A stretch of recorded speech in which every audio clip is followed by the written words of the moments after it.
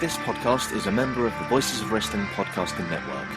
Visit voicesofwrestling.com to hear the rest of our great podcasts, as well as show reviews, columns, opinions, and updates across the world of wrestling.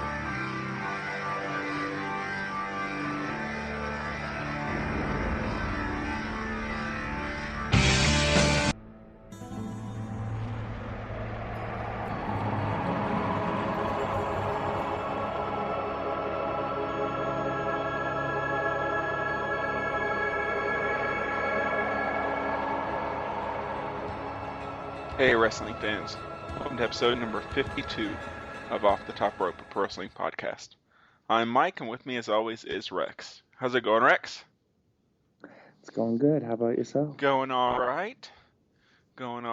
And the last few have been pretty big episodes. This one's pretty big too. I mean, we had a lot of stuff kind of launching over the last week. We had an attempted hijacking last night on Raw.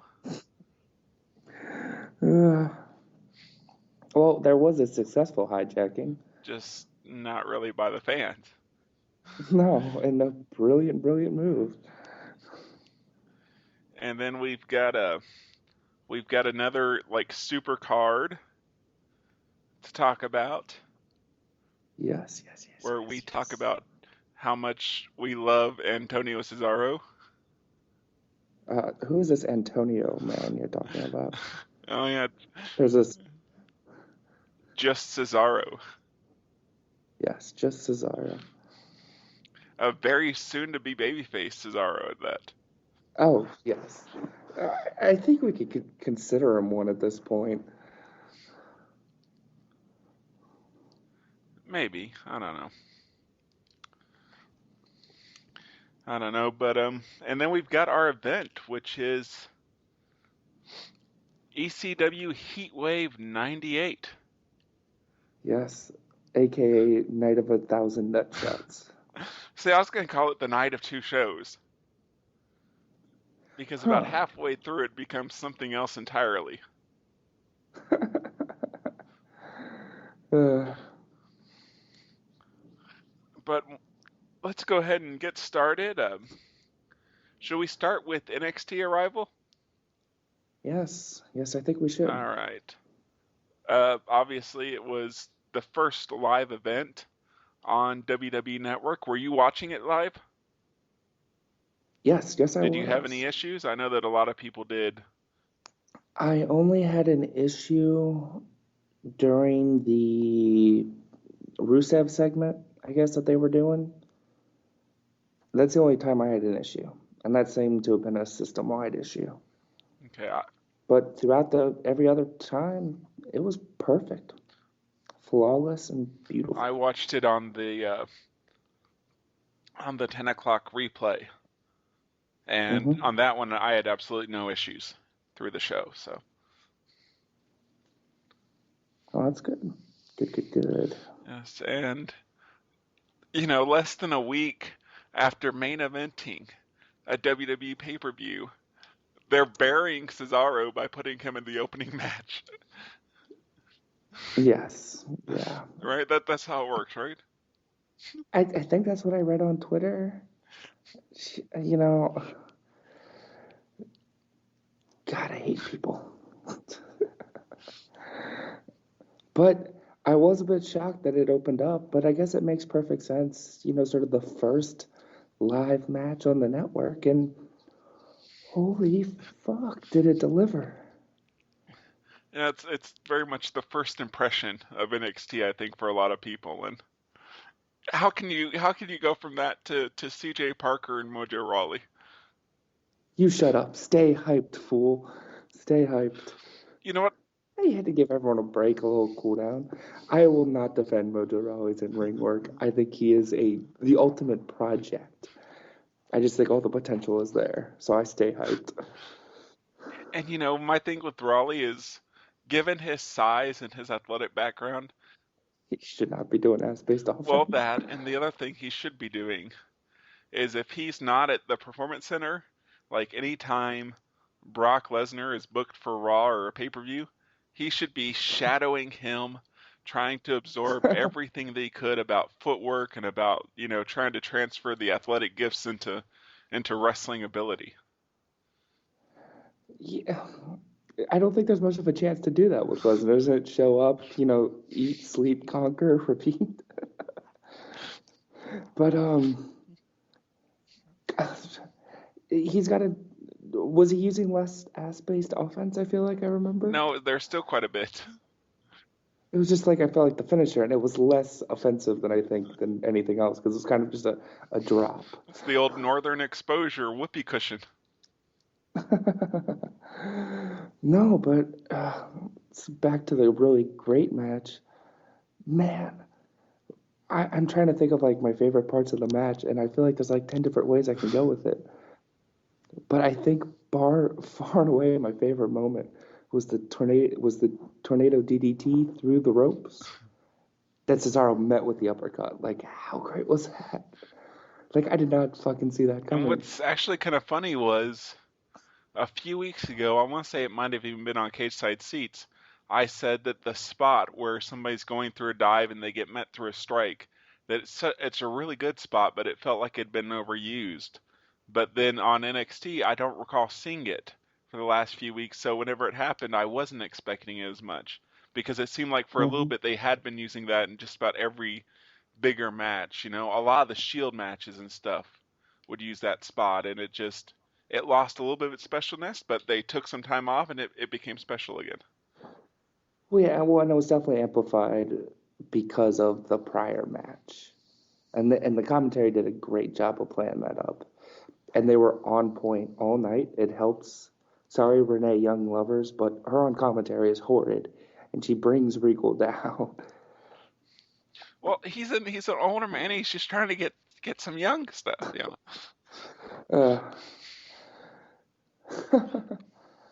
Man, yeah, that you couldn't have asked for a better match to kick off the network and a better showcase. Like, holy hell! Like, talk about like, I'm surprised they're not building off this momentum and getting Zayn called up soon. Like, it seems, and I get because it's WrestleMania. Find some way to get him into a multi-man match. Like, it seems odd to like really debut him like that, make him a star, and then not call him up soon after that. Unless they're trying to keep him at NXT to build an audience for it on the network first. I think that's a possibility, and throughout it, I was kind of hoping that the next step in Cesaro Zayn would happen at WrestleMania. That's a pre-told story, Have him come out, have them put over it, the match and the special with the highlight video, and mention that you can catch it on demand anytime on the WWE Network, and then have him come out, call out Cesaro. I gave you everything you had. I want one more shot, and I want it on the biggest stage that there is. And then Swagger ruins it with a Swagger bomb, and within 5 seconds. Oh man. I'm trying to think of what occurred after Raleigh and it was the women's match, There was right? a tag match before that, but I don't think. Oh God, do we really want to talk about the Ascension and Too Cool? No, but Scotty Too Hottie with the shaved head was looking more like Christopher Daniels.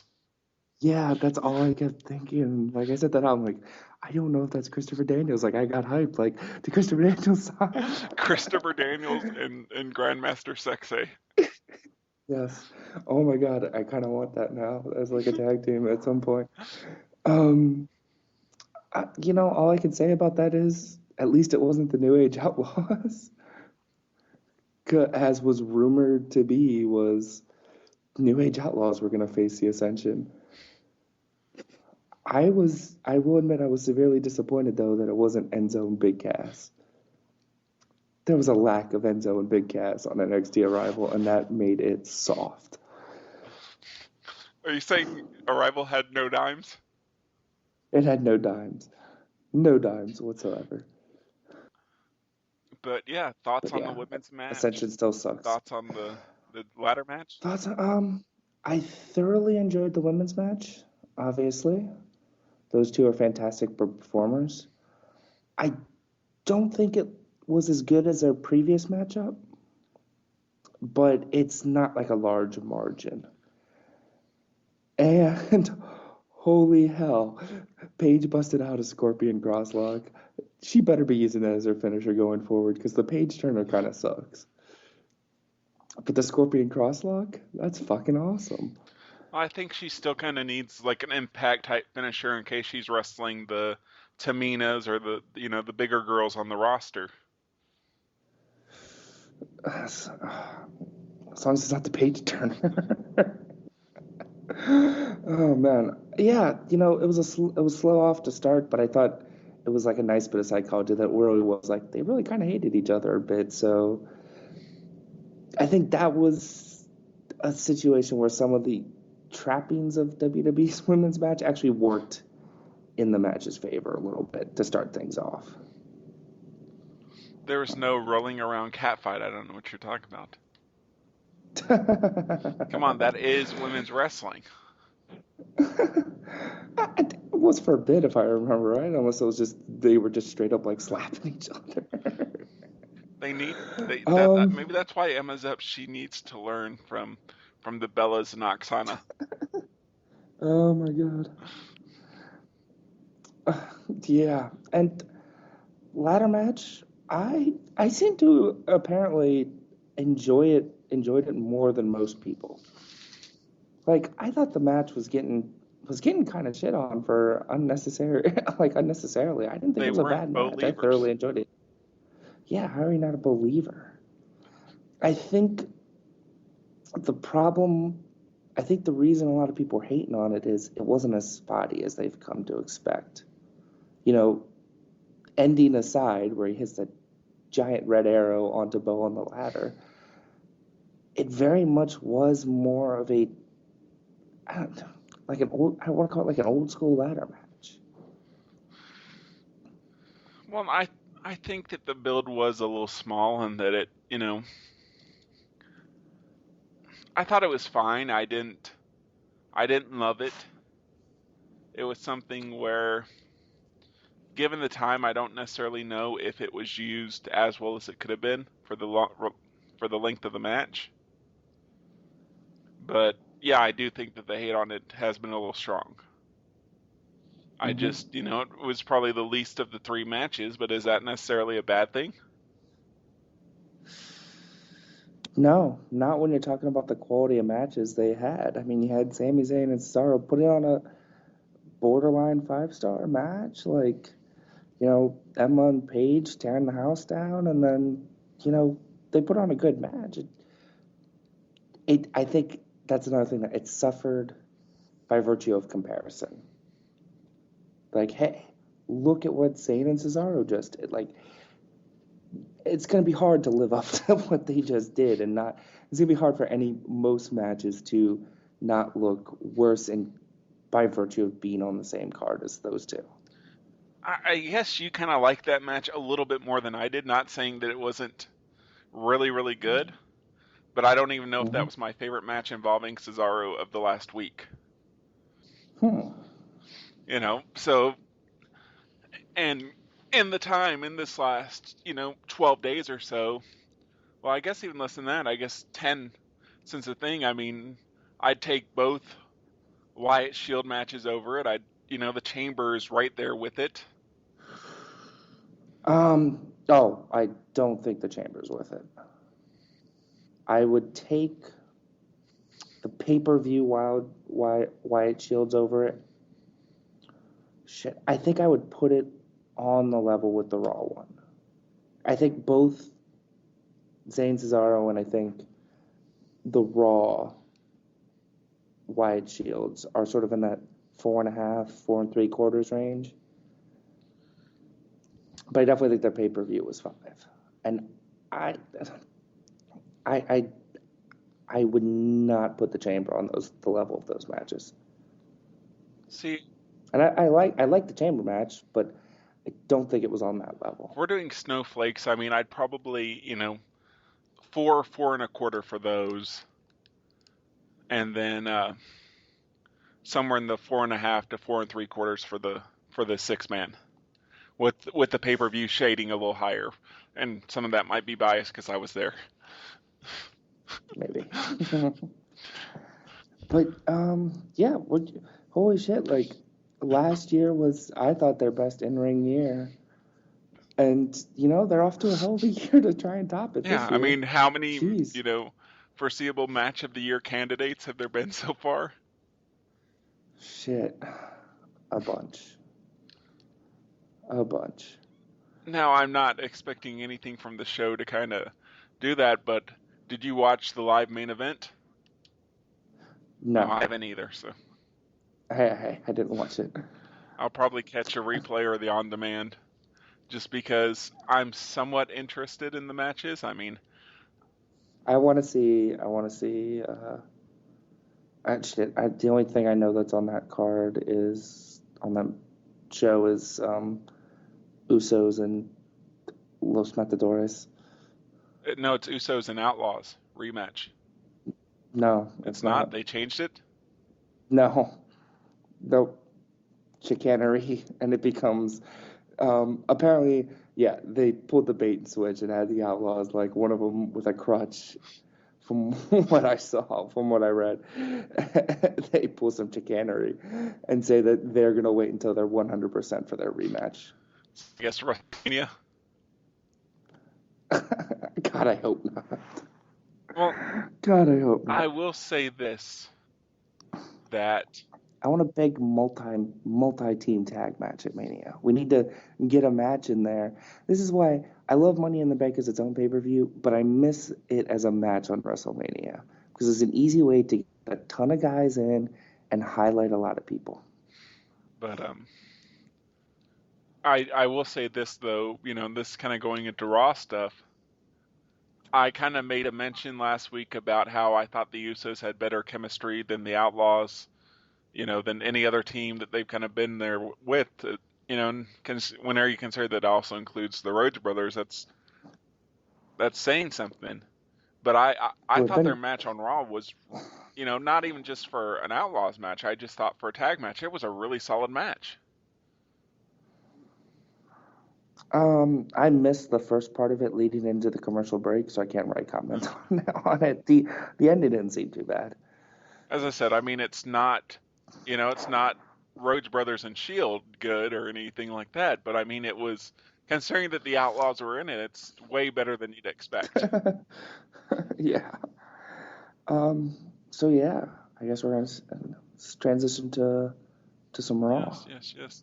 So actually, NXT news. I'm really excited that they're ditching the pre-arrival tapings, and I guess the tapings they shot the day after Arrival will be the first ones now. So we lose out on Adam Rose, the Party Train, but we get the Solomon Crow debut. Like the next episode of NXT. I'm excited this week. All right, so let's go ahead and talk Raw. Holy shit, was that brilliant. Brilliant. Oh, Paul Heyman, you beautiful bastard. See, and I think it was more than just that. I mean, it was a very deliberate attempt to burn them at the first hour, to wear them out, and then just, put on stuff that would kind of be trolling it now that they're actually tired. Yeah.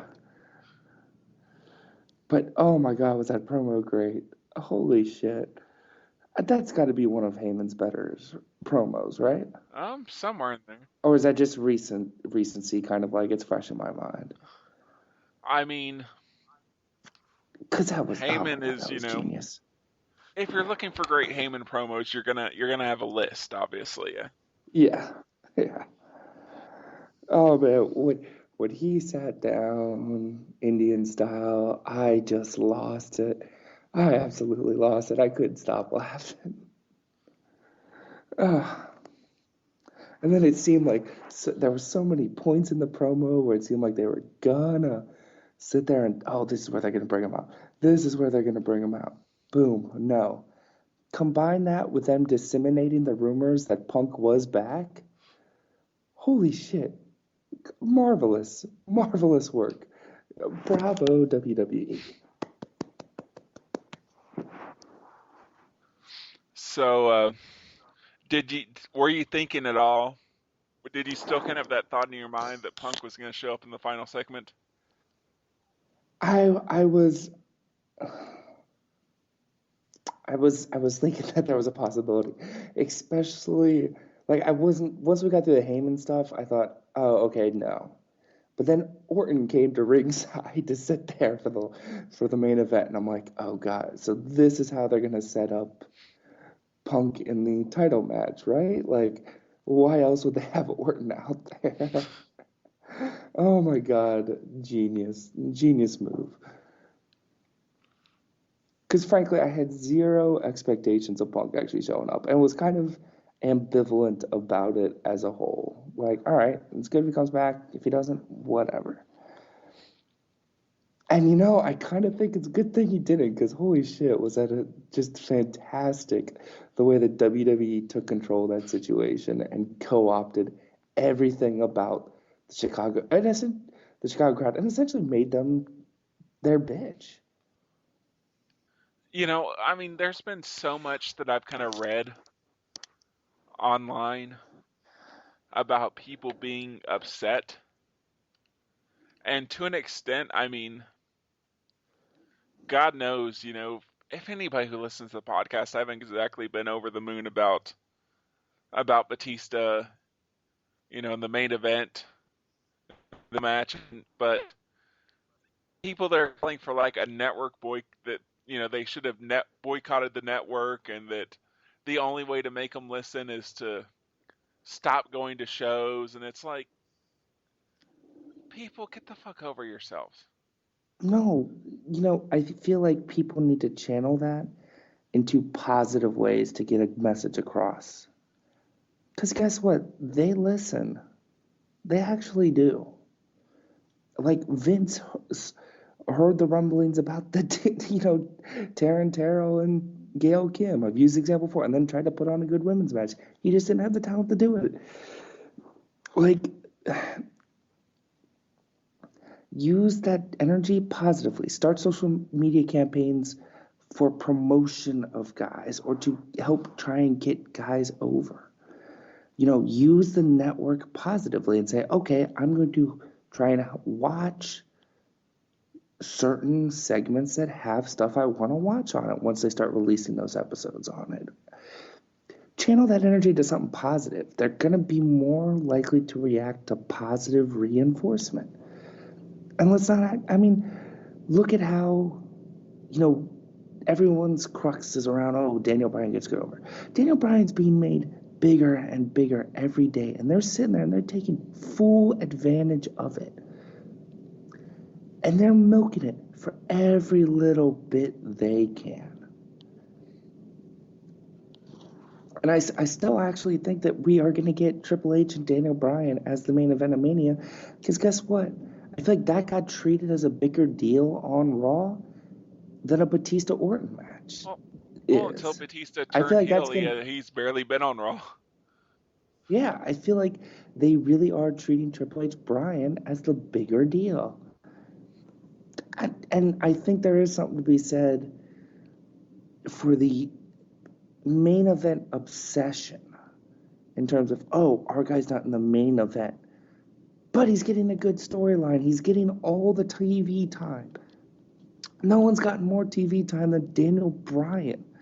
John Cena hasn't even been getting as much fucking TV time as Daniel Bryan.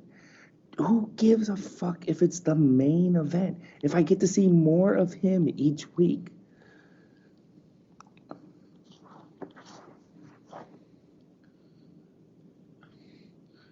But, I mean, a lot of my feeling about it is, and I'm somebody that, I tuned out at times whenever it was really putrid, and I've watched through times that it's been really putrid. I mean, fuck, as everybody kind of knows, my favorite wheelhouse kind of in wrestling history is, in a lot of ways, the post-Flair WCW, like that 91, 92 kind of thing. Oh, you poor thing. Well, that's what I grew up on. Saturday night at 5:05, that was my shit. But and it's the kind of thing. I mean, I understand being a little frustrated with some of the booking on Raw, but if you can't watch stuff like Shield and the Wyatts or Wyatt's promo or Oh God. Heyman's promo and say, God damn, this is some really good fucking wrestling on my TV. This is some, A plus Even programming. Even if not all yeah. the segments are A plus, but if there are enough there that are, and lately there have been, I Yes. don't. I will am this is how I think of it as overall. The positive stuff factors in more for me than the negative stuff. I will deal with some negative stuff if the positive is good. The highs have been high. Holy shit, the Shield Wyatt match and the story and their entire feud and the way they've booked the Shield ever since their fucking debut has been aces. And the way this breakup is going, holy shit, like I'm legitimately sad about it. Like everything about it and the way they sort of twisted the expectation where it was going to be Reigns breaking off. They had Rollins, the guy, the so-called architect, the so-called guy that had been maintaining the peace for weeks, finally fed up. As he said, I won't be the glue anymore. Like, it's fucking beautiful. It's absolutely amazing to sit there and watch. We are watching genuinely great wrestling with a bunch of amazing young talent. Holy hell, take all my money, WWE. Like, seriously. Oh my God, like, everything about that has been aces. And I will deal with Batista and Randy Orton, even if does end up being the main event of WrestleMania, if I get stuff like that. If I get Cesaro wrestling every week, if I get just Daniel Bryan going out there and being Daniel Bryan, like, I will put up with all of that with the Batista because they're delivering with the performers I actually care about. So, what did you think about, speaking of him, what did you think about the imminent breakup of the Real Americans and how they're handling that? It just cracks me up. Just like Swaggy is so like enthusiastic going in there at the Swagger bomb and interfering each week and be like, what? Like, you know what he reminds me of? He reminds me of like Varsity Club era Rick Steiner. Just kind of like, what? Oh, you did belly. No, I do belly to belly suplex. Like, I don't know. I just love it. And like, Cesaro ready to hit that breaking point and almost just, and then Coulter reins him in. And then we got, Big E pulling double duty. I'm like, oh shit. Okay, this is going to be awesome. Ding, ding, ding. Neutralizer. Like, what the fuck? I'm like, oh my God. It's good. I'm thoroughly enjoying it. Oh my God. I'm enjoying something Swagger is doing. Kill me. The crowd was ready for that giant swing, too. Oh my God. And you know what? It was perfect that they didn't do it right there. Because now they get to tease it, descend it, and draw it out a bit. And it really will make him, when he actually does it, all that much better.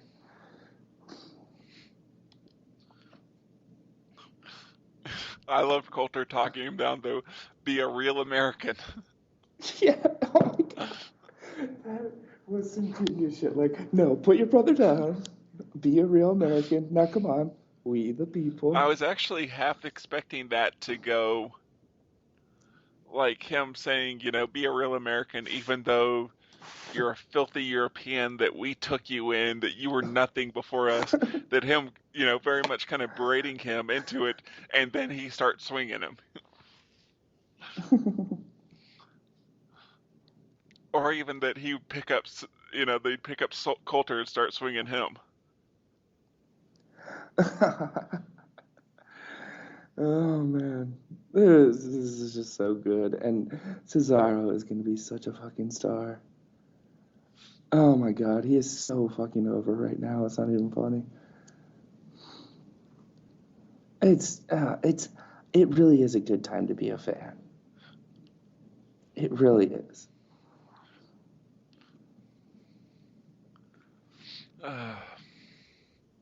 Was there anything else major from Raw? Bryan got an up kick on Triple H. We had a Jesse Pinkman appearance, and there was no bitch. There wasn't, but there was Dolph Ziggler. Oh yeah, Dolph's kind of a bitch. Sorry, Dolph fan.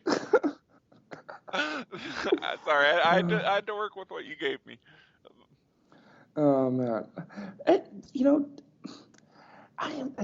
okay. Here's one where I get so confused by what they do with him. Like every couple of weeks, it feels like, oh, they're putting Ziggler in a big spot. All right, maybe now they're gonna try and re-push. Then he will disappear and whatnot. Do they even know what to do with Ziggler? I think that there are people there who want to see him pushed more, but I also think that he sabotages himself a lot. Yeah, and it says something to me like they actually, I don't know, maybe he will be in for. I feel like at this point, our moment's passed with Ziggler. Because there is so many other guys chomping at the bits that they seem to be ready to push, that he's going to get sort of crowded out. And I'm sure in a few years he'll be very happy in TNA. Or in Jarrett's promotion. But yeah, he strikes me as someone, with the way things are going, I think that he's just waiting for his contract to expire. And he's well into don't give a fuck mode. I don't think we'll see him wrestle. I don't think we'll see him wrestle. I think once his contract expires, he doesn't re-sign with WWE. I don't think he goes to TNA or Jarrett's promotion. Definitely not TNA. I think maybe Jarrett's promotion. But I feel like he's a guy that wants to go into other stuff. Wants to use wrestling as a launching point. But who knows? Honestly, part of it is it seems like his own decisions in the ring in terms of not being selfish enough. But yeah.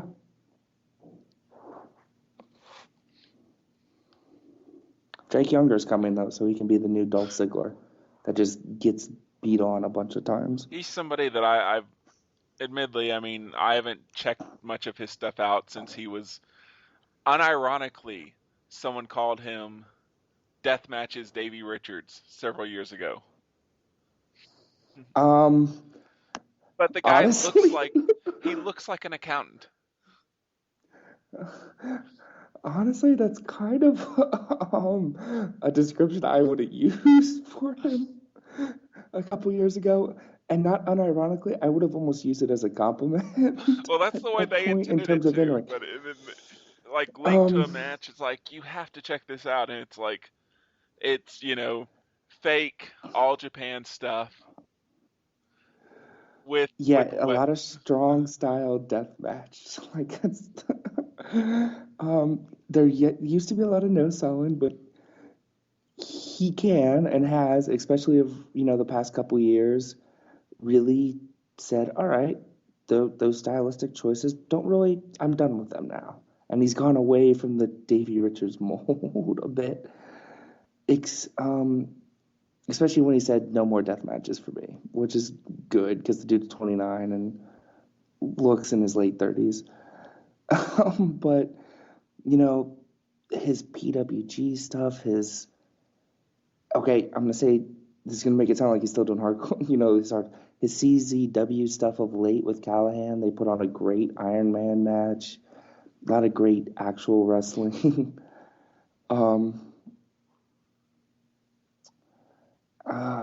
Yeah. All of his PWG stuff has been great. He's had a couple of hardcore matches, but they definitely weren't the deathmatch level. He had one with Callahan, and then he had a guerrilla warfare match with Cole that was fantastic. And then did it with Cole and Sting. But he's gonna fit in well, I think, with what they're doing. It seems like Triple H is trying to bring in a lot of guys that have, frankly, are excellent at selling. That's kind of where he's going with it. Yeah, a few years ago, people would have said younger doesn't fit that mold, but he's shown quite recently, the past couple of years, that he does. I mean, that's apparently what attracted Callahan for the signing, and good. It's an interesting signing to say the very least, especially with younger size. I remember someone saying that apparently they have more of him in a referee. That is the only I've never been able to find any source for that. Like, it seems to all be like some weird social media rumor. That it wouldn't surprise me if it was like someone made that joke and then spread out. Spread out, because he's apparently reporting to the Performance Center in May. Who knows? I don't think I've ever seen him referee, so it feels like an odd thing.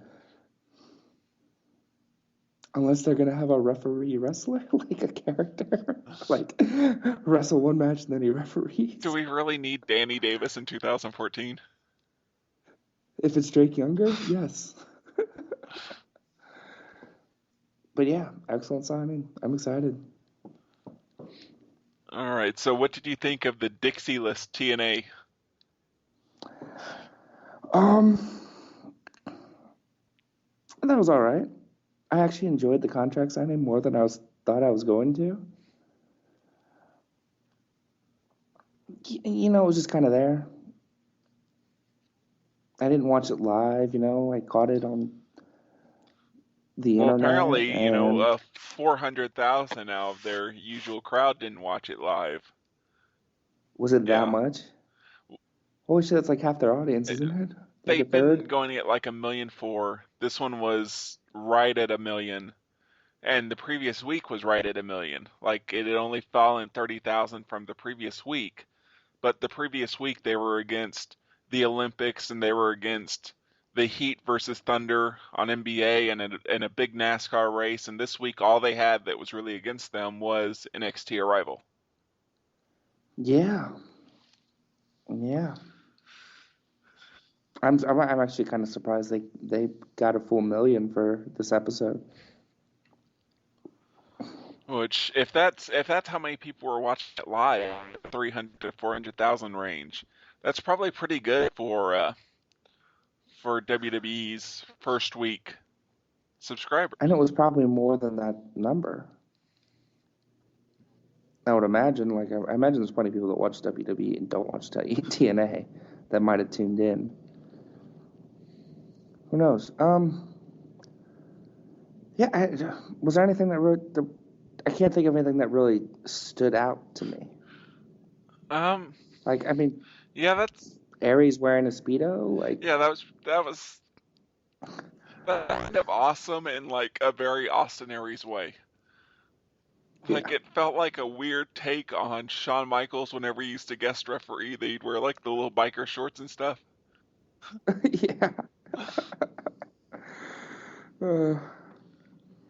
And, there was a segment with Gunner where they kind of threw all his likability from the week before kind of out the window, it feels like. After doing so much to build him up the week before, it kind of felt like a bad step back. Mm-hmm. And then, God, that women's tag match was terrible. Yeah. We got the Doug Williams sighting. Yeah, AKA Britain's greatest wrestler, according to ECW. And you had TNA acknowledge a tag team title taping as if it happened in the middle of it. Yes. And then to cut through, they went straight and did Oh my God, do we want to talk about that? Like, how they dropped the title? Okay, apparently the title going back to Bromance. Spoiler, sorry guys. Is not technically a house show. It's actually going to be one of their one night only things. Yeah, and Wrestle 1 versus TNA. And it is kind of a weird situation what they're doing there. I mean, I think it airs in what, April? Is it that soon? I think so. I thought it was like hitting late summer. I don't know. It was such a TNA thing. Like, hey, we got this new tag team. That are, really, really talented workers. And Hey, here's an idea. Okay. As much as Davey Richards can't cut a promo and is an absolute dick, he's a good worker. He's good You whenever may he hate can his get reined in. style. You may hate his style, especially the no selling. Or But when he does sell, he the actually can. absolutely elaborate over-the-top spots. You know, I don't mind that. I watch enough TG USA and Evolve. Countered, superplex into another suplex over the top rope. Yeah, what's wrong with that? But yeah, so let's put the title on them on a house show. Okay, whatever. Way to capitalize on your talent. Okay. Then let's have them lose it before. Without any of it being seen. Like, oh my god. That's just ridiculous. Of course, out of that taping, and yeah, we're going to spoil a one-night-only taping because TNA's own website spoiled it, so it's not like what we did last year. Well, and it's weird. Isn't this the first time that the TNA one-night-only tapings are having some effect on continuity? Yeah. I mean, they had, last year they had like the World Cup of Wrestling stuff with Team Aces and Eights after Aces and Eights had disbanded. Yep. But the other big news from that taping is that Austin Aries lost the X Division title to Wrestle One's Seiya Sanada. Yep. And I think I remembered hearing that he was going to do like a sabbatical in the US and in Mexico and stuff. So maybe he'll be working TNA at least semi-regularly. Yeah, because TNA star, Japanese stars working for TNA has worked out so well. I've got a question. Yeah. And who knows, especially if Russo's back, if they even notice that stuff. But given how well Okada did in Japan afterwards and kind of the feeling like they might have missed something, do you think that this is kind of their attempt to make up for that, especially since they gave him the X title before he even kind of joined the roster? Maybe. And I wonder if maybe this was their way of smoothing things over, since they were apparently pissed that Russo was back with the company. I don't know. I wonder if it's going to be something where they go too much to the other direction now and try and really push him too hard and really shove him down our throats and really not know how to utilize him because they're trying to squeeze every bit of value out of him. And, with him, I wonder, it's like, does he speak in English? Can he cut a promo? Do they have any kind of plans as far as TV or? I have no idea. And honestly, I mean, I would not be 100% surprised if the 6-man at the pay-per-view ends up with some kind of stipulation and Saban or one of Bad Influence ends up walking out with the title. Maybe. As little sense as that would make. Sure. But TNA has plenty of time to screw this up. Yes. Yes. They have plenty of time to TNA. Yes, they do. TNA gonna TNA. Especially now that Russo's back in the fold. All right, and before we kind of go to our break, there's one thing I kind of want to mention. I'll come right out and say it. He's someone that I'm not really familiar with, but especially once WWE starts adding AWA stuff to the network, he's somebody that I'm excited to go through and see because I've never heard anything less than exemplary stuff on him. But Billy Robinson, who was one of the who was in a lot of ways kind of the standard bearer for the British catch wrestling style, competed around the world, was a main eventer in the AWA, was a main eventer in Japan, trained a lot of guys, worked with, from not only pro wrestling but also mixed martial arts. He passed away this week. So as I said, I'm not going to pretend to summarize his career outside of stuff I've read, because he's someone that I've never really seen work, but he's also somebody that, everybody that talks about him is so positive that he's someone that I'll definitely check out once footage of him is added. Yep, everything I've ever seen from him is absolutely fantastic. And please, WWE, get your AWA stuff up soon. I need me some Robinson and Bockwinkel in my life. You know that they wrestled in like 92, and it's not long, but it's surprisingly good. Yes, considering that they're like a combined 125 or something at that point. That match used to be on the internet, easily accessible. I think I had it in my post about one of them, either Robinson or Bockwinkel, probably in both posts. I don't know if it's still out there. It definitely is. Okay. Yes, if you like search YouTube for Billy Robinson, it's one of the first ones that comes up. So. Okay. Yep. Still a great match, as they were some old guys. So, should we take a break, and whenever we come back, talk ECW Heat Wave 98? Yes, we shall. All right, everybody, we will be right back. You see, life is greatness, and greatness is what you make out of it, you understand? Hey, everybody, it's Mike and Rex from Off the Top Rope. We wanted to take this break to let you know all the ways you can interact with the show and all the ways you can listen to the show. You can get links to everything we talk about here from our website, which is offthetoprope, one word, .libsyn, that's LIBSYN.com. If you want to email the show, it's topropepodcast@gmail.com. We'll read your comments on the air, so let us know what you think. To follow us on Twitter, we're at Top Rope Podcast. We tweet show updates, post the show as soon as it's up, retweet news from around the world of wrestling, and sometimes it's just random wrestling thoughts by yours truly. All wrestling talk, all the time on Twitter. You can now like us on Facebook at facebook.com/topropepodcast. This is still new, but we're going to be working on adding pictures, links, and all kinds of good stuff. You can follow us on Tumblr at topropepodcast.tumblr.com. There we post matches of the day, wrestlers of the day. We try and update those just about every day. We add random photos, lots of fun stuff. Now, if you want to listen to us, you can listen to us through an RSS reader. If you want to listen to the show through an Android app like Dogcatcher, Linux program like Rhythmbox, or a Windows program like Media Monkey, among many others, this is the way you do it. You'll make sure the episodes are delivered to you just as soon as they're uploaded. If you're on iTunes, we're available there too. Just do a search for Off the Top Rope. Look for our logo, subscribe, give us a good review. We're also available on Stitcher. Just search Off the Top Rope or Pro Wrestling. Either way, we're right there on the front page.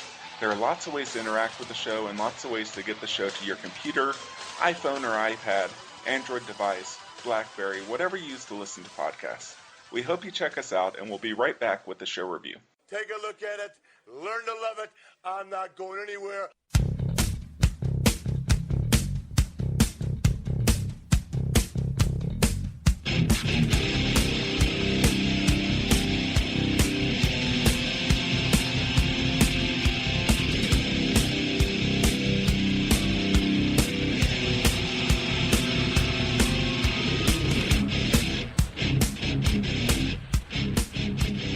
So, ECW Heat Wave 98, taking place from the worst state in the country. Oh. I see. That's how you want to go, huh? Yeah. Well, let me just put it this way. It was a state that one of their favorite musical artists was listed on the charts was Florida Georgia Line, so, I don't believe that because I don't think I've ever actually heard a Florida Georgia Line song. Yeah, right. I know that you DVR'd that Raw Country just so you could replay it over and over again. Oh, is that who those people are? Yeah. Oh, I have no idea. Yeah. Keep talking. But yes, it took place in Dayton, Ohio. Yeah, not too far from me. and started off with a rather long introduction courtesy of Joey Styles and Shane Douglas Yeah, and unfortunately, Francine's we don't. tits. Yes, her $6,000 tits, apparently. Um, yeah, I was kind of disappointed that it wasn't the one-man booth of Joey Styles. Although over the Bitch. show, Douglas wasn't bad. The opening went on way too long, but I didn't feel like it took away during the event. Yeah, he was just kind of useless for the most part, except I think the Taz Bigelow matchup. Candy Storm stuff too, you know. Anytime there was Oh, anything yeah. that kind of interacted with his character, it came out a little more. The other stuff, he was Anything. just kind of, and Which is it was pretty funny, actually. I was watching the Legends of Wrestling Factions thing before recording yeah. tonight, and Flair is still pissed at Shane Douglas. It is hilarious. Oh my God, he was like trashed him. Not as pissed It's as like he I was heard it about was the one. NWO. Oh yeah, but oh man, I heard he's still working out of Yeah, Walmart. yeah, that, JR, not that there's anything wrong with that. Oh a man, little uncomfortable at points. yeah. Holy shit, is Flair an old cranky bastard? And of course, with Flair, always have to consider how sober you might have been at that particular moment. That he was talking, or that he's trying to remember from history? But Both. at any time throughout the day, what likelihood is it that Flair is sober?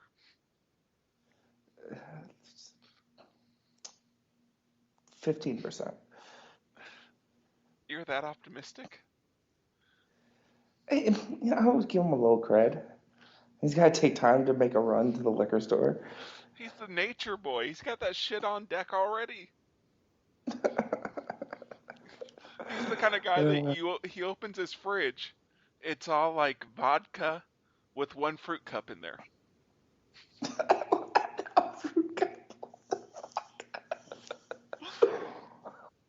Also, you should not be putting vodka in your fridge. It goes in the fucking freezer. Yeah, that was probably like the worst, but you know, general point. Maybe his freezer's already full of vodka too. Do you think Flair's the vodka man? I remember like a lot of the old school wrestlers are vodka guys. Like even like Race and them, you'd expect like a bourbon or Whiskey? whiskey, but no, they're vodka guys. So. I can't imagine that. Harley Race drinking vodka. I actually don't like to imagine any of the old NWA guys drinking vodka unless they were like one of the Koloffs. Like, because I feel like, no, stop ruining it. No, you can't drink vodka. That's the sauce of your enemy. Oh, just this whole talk about old NWA wrestlers and drinking. There's an old. It was posted on Reddit. Somebody posted a whole bunch of old wrestling magazines, and there was one that it was like the Freebirds and the Von Erichs team up, and they had Oh, Michael Hayes with a bottle of Jack, and Kerry Von Erich with a carton of milk.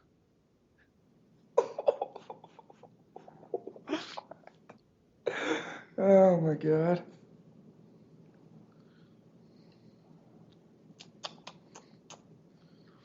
But yeah, the show actually kicks off with one of the feud ends here kind of matches that they like to run from time to time, as it's Just Incredible against Jerry Lynn. Yep.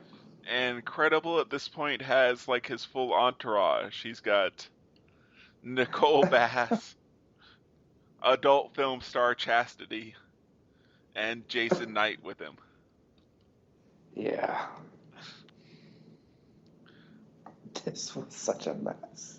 It was overbooked a little bit. I mean, some of it was solid, and Lynn, I, at least like after Guerrero and Benoit and those guys left ECW, I don't think I'm being too forward in saying I think Lynn is probably the best worker that ECW had. I'm trying to think who. I mean, Lynn was pretty much the only guy on the entire roster that could make Rob Van Dam's spotty messes look good. Yeah, I mean, we're talking about 98 time frame. 98 through So 2001. Bigelow's lost some steps. Yeah, I could see that. I could go with Lynn. Yeah. And so, Lynn is someone that could kind of... Credible is very Good. mediocre. Yeah. He's not terrible, but there's very little about his actual ring work that, is special. He was ECW Zack Ryder. Yeah.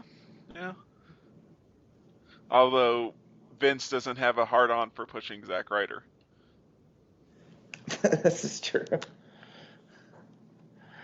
Yep. Yeah, lots of nut shots. And alleged nut shots, according to Joey Styles. There's no alleged. It was a nut shot. Trust us. Oh my God, there was a lot of uncomfortable shit in this match. But for an overbooked match, it wasn't half bad. No. Mostly because it helped that it ended with a top rope tombstone.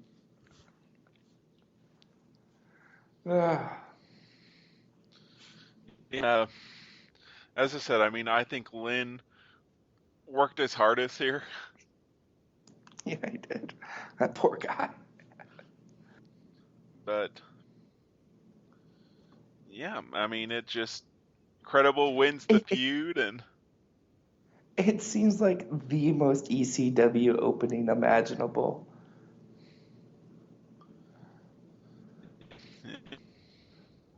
Like, it's overbooked. The only thing it needed was weapons. Nicole Bass gets quote-unquote nutshotted. And Styles has to reaffirm. And then, Credible's getting nutshotted, and Lynn's getting nutshotted. And did he powerbomb the porn star? I feel like I remember that. Probably. I feel like there was some type of slam to the porn star.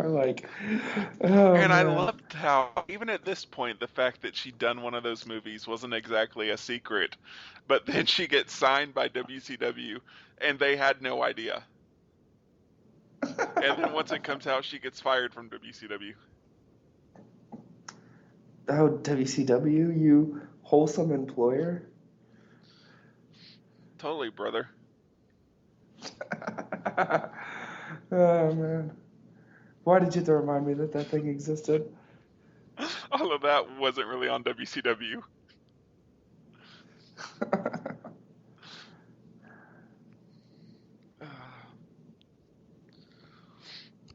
Yeah, and I think it's after this match that we get the New Jack segment out in the street. Yeah, was it right after this? I'm pretty sure, yeah. But we get Joey Styles' serious voice leading into it. Yeah. Okay, Joey Styles cracked me up so many times with this, and then his just absolute hatred of the Dudleys. Joey Styles' serious voice is the best.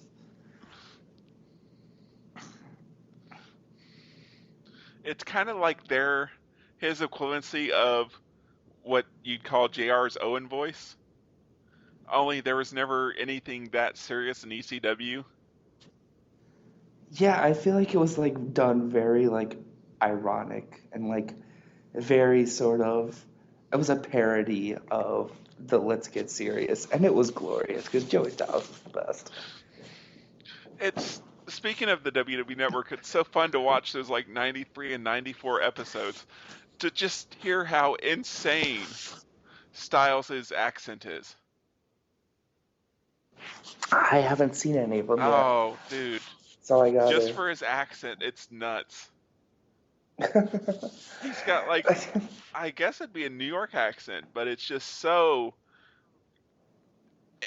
out there. I mean, from '98, he worked so hard to kind of get rid of it. Yes, yeah. Oh man. Which brings me like another sign. It's weird to watch an ECW pay-per-view with all the language edited. Yeah, it is. Except ass. Apparently ass is okay on the Only in network. some situations. Because Really? New Jack saying that he was going to kick Jack Victory's ass was censored. But I've seen The Rock on the network saying he was going to tell people to shove something up Well, there. even on ECW '98, whenever Bubba Ray cuts his promo and tells Tommy Dreamer that his soul might belong to Jesus, but his ass belongs to the Dudley Boys, that wasn't. The only thing that redeemed that damn so long needless. Oh, we'll get to that later. No, was that in that or? Was No, it that not? was in their earlier promo. They had 2 Dudley Boys promos. Okay, that's right. Yeah, Yeah. the first one was good. The second one was incredibly long. Were they just like waiting for Sandman to show up at the arena or something? Let's talk about some of like the backstage segments rather than like trying to figure out where they kind of were, because there was like I think right after this, in fact, there was like a really kind of fun RVD Sabu.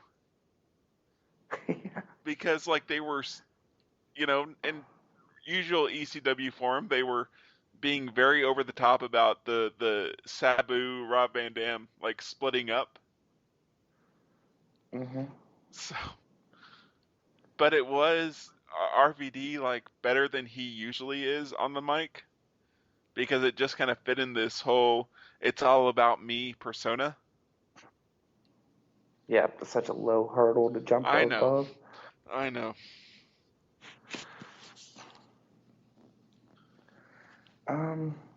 Yeah.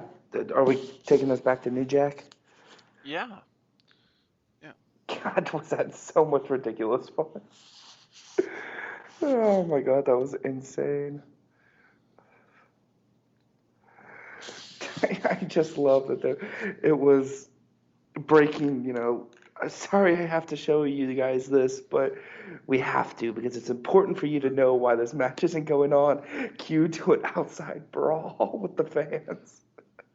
And God knows, I mean, I'm sure that if you're watching it there, and it's like, no New Jack versus Jack Victory in a weapons match?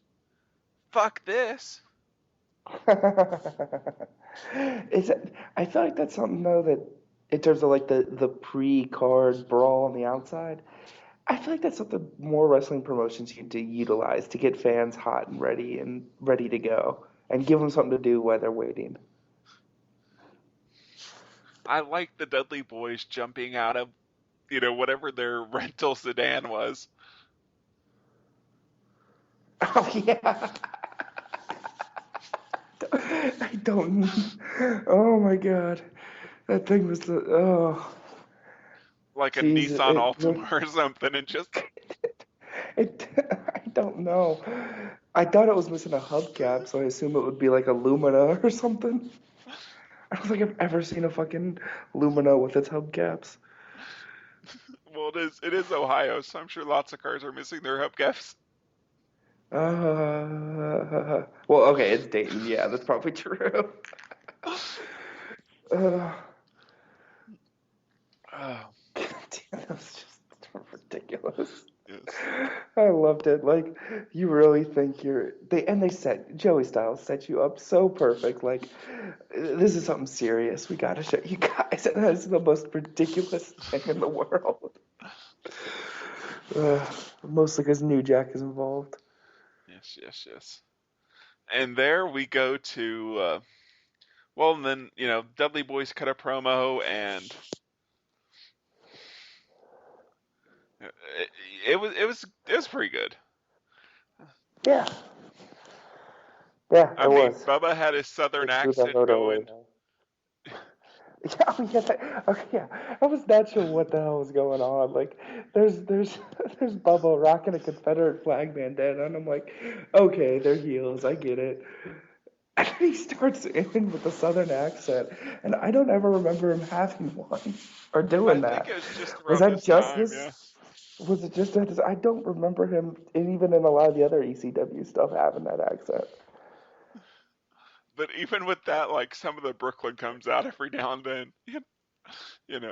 It's not exactly Daniel Day-Lewis like committing himself to an accent.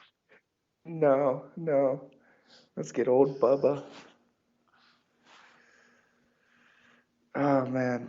And then yeah. So from there we go from that to Chris Candido Drunk against Tammy. Lance Storm, and yeah, Tammy's out there and like the most obvious dress rip spot. Yes, yes, yes. Like, wait, here, let me grab a hold of this. All right, are we good? All right. Oh, there's somebody with a towel. Oh man. I believe it was a suit Was jacket. it a suit jacket? Okay. Yeah. But God, was she drunk? She had to be drunk, right? Like that pre-match promo. I, I don't think I've heard so much slurring since the last time Ric Flair talked. Like, Just pre-gaming. yeah. Oh my God. And you know what though? It wasn't a bad match. No, it wasn't bad. It was decent. Yeah, I actually kind of enjoyed it. Lots of white dust being thrown at each other. It's got Lance Storm, so it's naturally I'm gonna like it more than Mike, but I'm not anti Lance Storm. As I said, I don't think that there is a great Lance Storm match out there. I think he's somebody that could be very good even with guys that aren't great, but I don't think that he's like a top tier guy. And I don't think that that's like a hating opinion or anything. no, I just am going to enjoy it more because I think every Lance Storm thing we've had I've enjoyed more than you. I'm not calling you a hater, just saying I like him more. No, I was definitely more forgiving of the him and Morris matches than you were. Oh, well, that's because I absolutely fucking hate. Ugh, fucking Demont.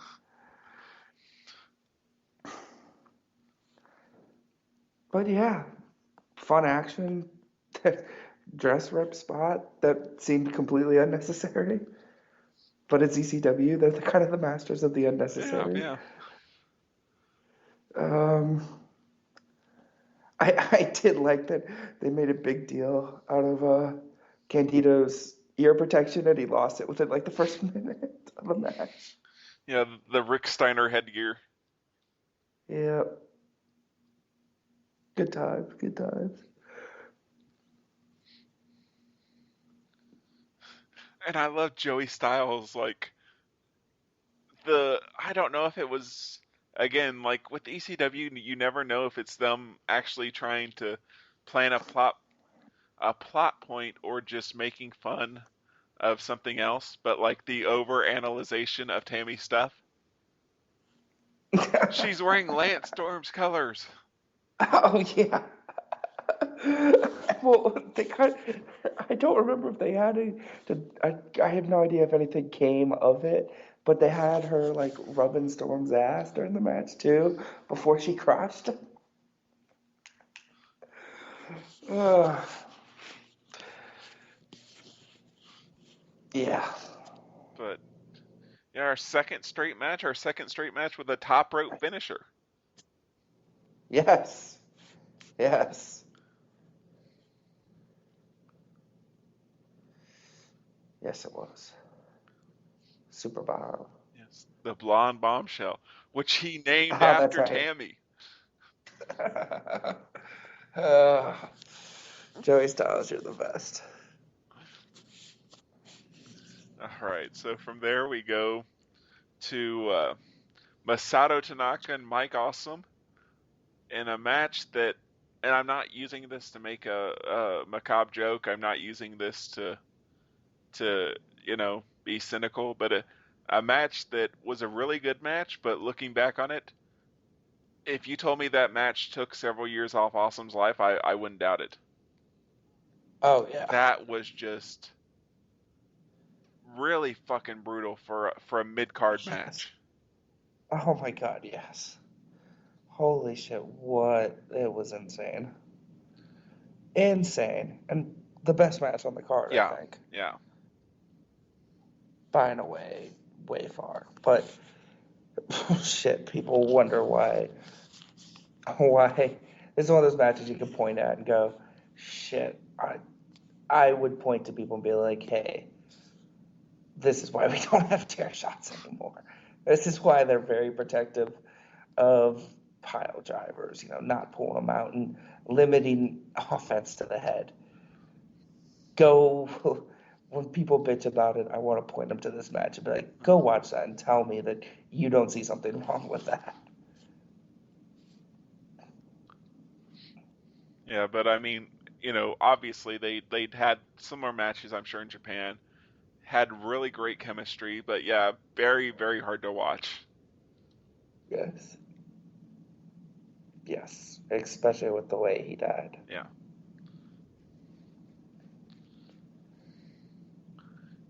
Yep. But in the match, I mean, if you want running chair shots, if you want direct on the head chair shots, if you want bumps through Slams the table, onto the concrete. Yeah. This was the most. Fucking brutal. But yeah, Tanaka gets the win. Yes, he does. Is he still wrestling? Yes, or at least he was as of a couple of years ago. Yeah, he's a Japanese wrestler, of course he is. And he's like weirdly ripped and skinny now. I know. Holy shit. Dude is only 41? Wow. Wow. Yeah. Huh.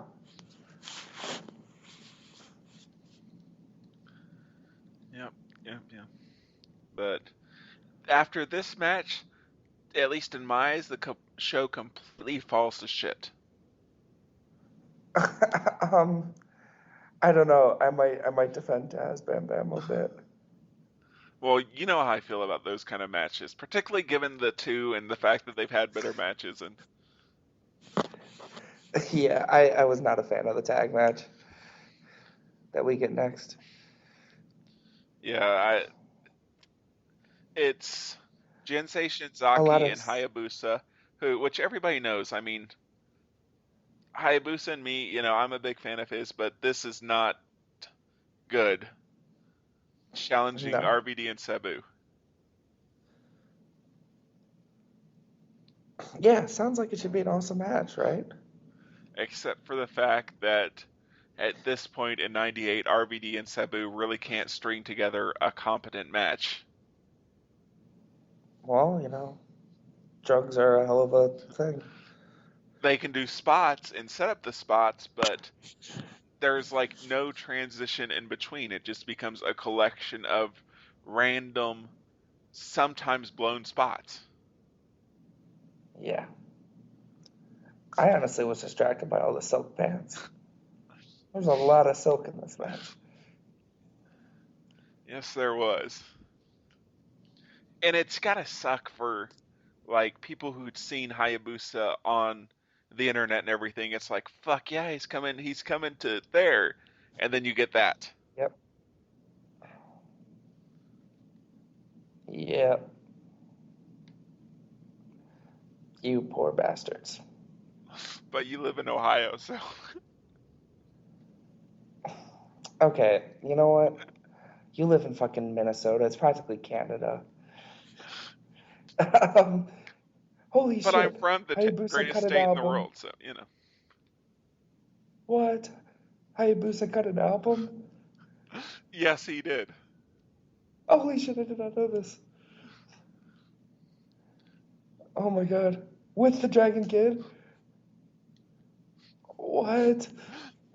God damn it, this better be on iTunes. Japan is weird. Oh my god, it's amazing. Holy shit, that's awesome.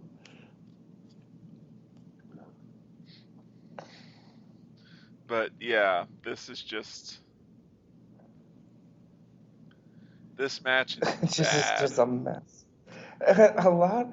I don't think I've ever seen a match that had more pins broken up than this one. Like, it felt every 30 seconds, it was like, oh, thank God this match is going to end. Damn you, Sabu. Damn you, Hayabusa. Stop breaking these fucking pins. And it ends with a double leg drop through a table. Yep.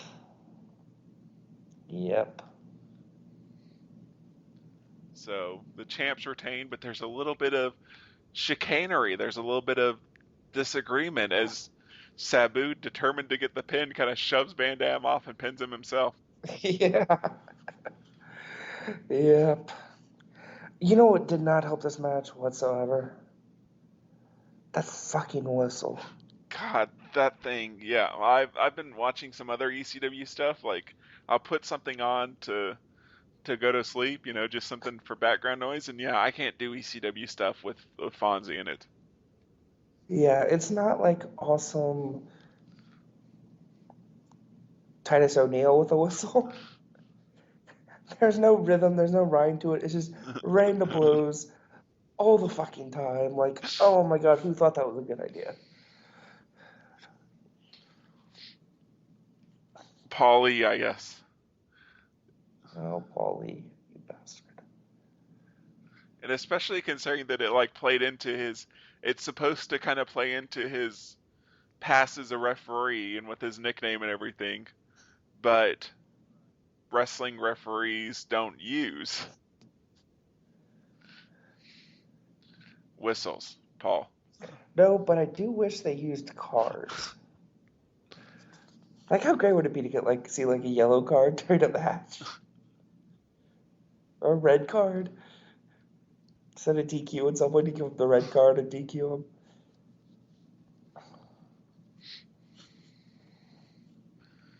That'd be something. I don't know. I think it would be brilliant. Maybe whenever you win a lot of money and you start your own wrestling company, you can do it. Yes, there will be yellow and red cards. But yeah, and from there it goes to a match for the FTW World Title. Yes. What does FTW stand for, Rex? Fuck the world, I presume. Yes. Yeah. Or as Joey Styles introduces it, the F the World title. Yes. Oh, Joey Styles, I love you. With all the profanity that had been on the show so far, Styles had to keep that professional decorum Yes, he up. did. He couldn't lower himself. He knew one day that he would be calling this on the WWE Network, and he wanted everyone to understand what that F actually stood for. Because it stood for F. And it's Styles' word. Yes.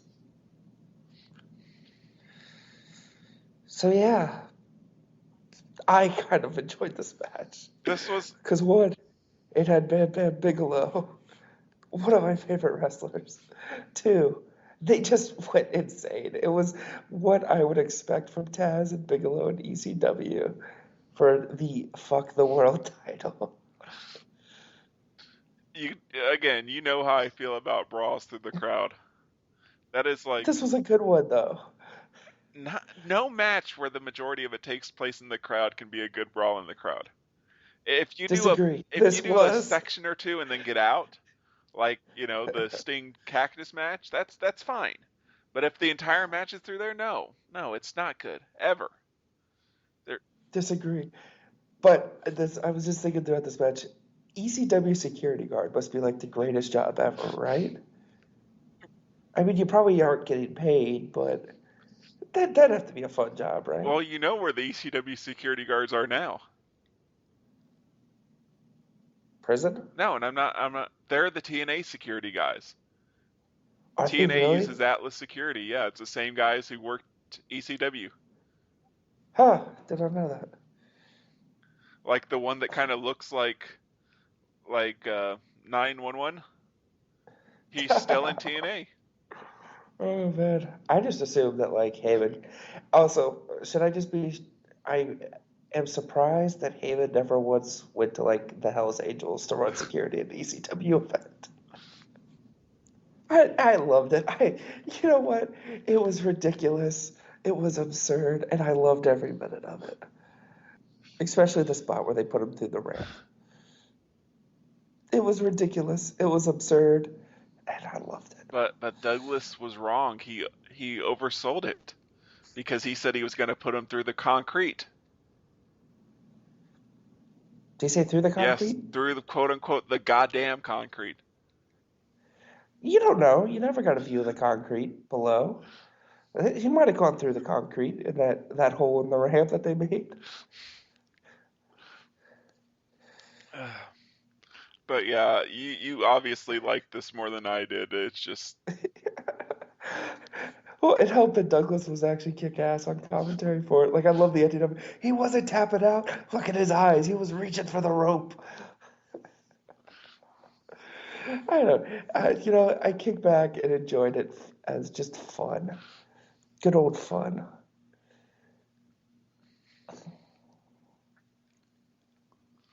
And then that fun goes away. yeah, that you don't like the Dudley Boys and Joel Gertner clearly filling for time?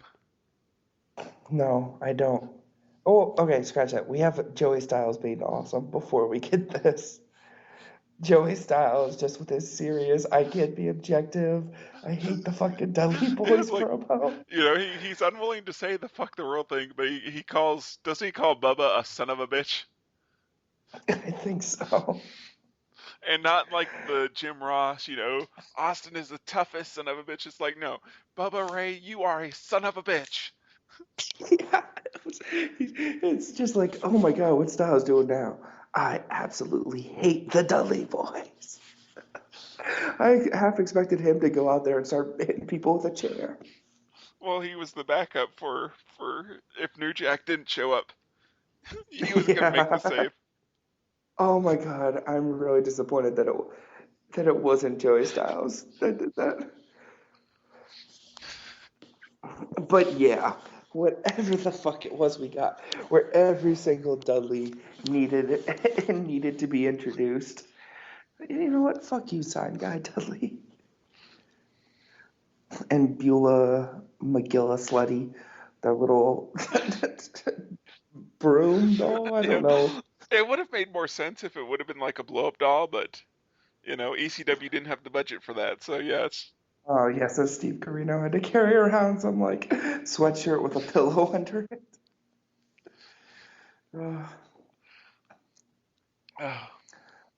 But, and you know what? The best Dudley wasn't even with the Dudleys in this match. No. He was on the opposing team. No, as it was the default Dudley Boys, Bubba Ray and Devon, and only in ECW, Big Dick Dudley. Yep, Big Dick Dudley.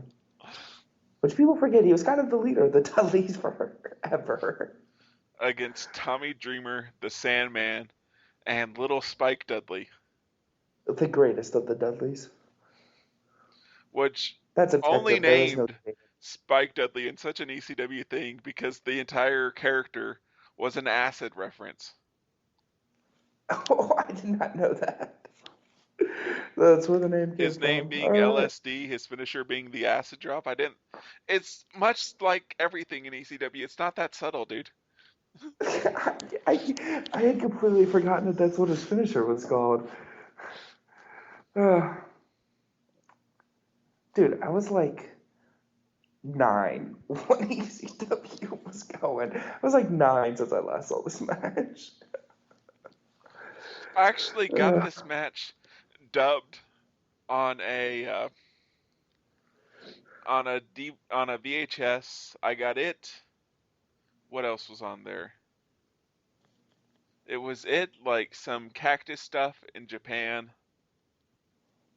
and of course, something that I guess that was probably thrown on every traded VHS back in the day, a copy of Beulah's tape. God. Oh man.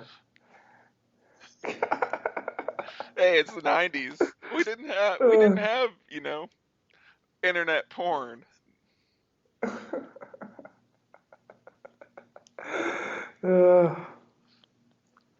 Yeah, my generation will never know what it was like to go into into a Blockbuster to get porn. Oh, you couldn't get porn at a Blockbuster, dude. You had to go to Family Video. Wait, Blockbuster didn't have No, porn? they refused to rent porn. Huh. No wonder they went out of business. But yeah, we're kind of avoiding talking about this match because it's not good. It sucks. It does. Like, this is a Dudley 15-minute match that feels 30. Yeah, and it didn't help. It felt like an hour promo leading into Yes. it killing time. Yes. And, of course, filled with characters that you all remembered and loved from ECW, like Sign Guy Dudley and the Extreme Official Jeff Jones. Oh, God, yes. Oh, man. Yeah, this sucked. Fuck these guys. God, it did not help that I was so, ready to kill everyone in that ring after that damn promo. How long did it actually go? At least 15 minutes, right? Had to have been. Oh my God, the last thing I need is Bubba Ray talking about plowing people. Or that's exactly what you need. Oh my God. Of course, 15 years later, he'd actually use something like that to cut decent promos. Yes. Like whenever he's being horrible to Brooke. Yep. But it was not here. No, long gestation on his abilities. But hey, we get New Jack. Yes, we do. Because every show is better with New Jack. And damn it, I was going to be upset after they announced that he wasn't going to be able to wrestle if New Jack wasn't there. But he came through. He did. After the match was over. Yes. Wait, nice time in there, New Jack. Because, after your pay-per-view main event, you want Jack Victory and New Jack to be involved. Of course. EC-dub. It is kind of funny that Victory eventually kind of became this kind of beloved ECW character whenever he was with Carino. Because for the most part, it was just like this fucking guy from, the royal family. NWA. Well, that's because Carino is awesome. MVP, LVP? Yeah, let's go ahead and do it. I'm going to give MVP to Tanaka and LVP to... God, there's to Bill Alfonso. I am going to give my MVP to Mike Awesome and my LVP to RVD. There were just so many options in that tag match. There were. And you had took Bill Alfonso. Well, yeah, because at least without the whistle, only my eyes would have been bleeding and not my eyes and my ears. So. Holy shit, there's a Missy Hyatt versus Bill Alfonso Judge Mathis episode? What? What? I know what I'm watching tomorrow. So yeah, what are we watching next week, Mike?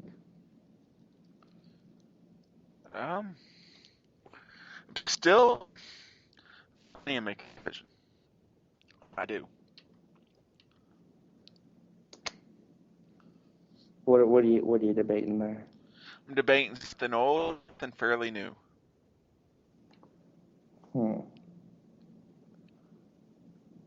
Is it the fairly old the MSG stuff? No. I've kind of moved with that. Okay. You know what? I'm gonna go ahead and just go old because there's nothing that really gets me going quite like a War Games. And Okay. and so I'm gonna pick WrestleWar 91. Have we not done WrestleWar 91? We did WrestleWar 92. I thought we did 91 too. No, we haven't. All right. You're just trying to get out of my. God damn it! Are we ever gonna not do it? Early 90s WCW. Well, You know what? Fuck you, Mr. Oh, I want to do another fucking 2001 WWE. yeah, but those shows usually suck. God damn it. Ugh. All right. You know what you're gonna get for this, right? Though. No. I'm feeling like a Triple H Iron Man match.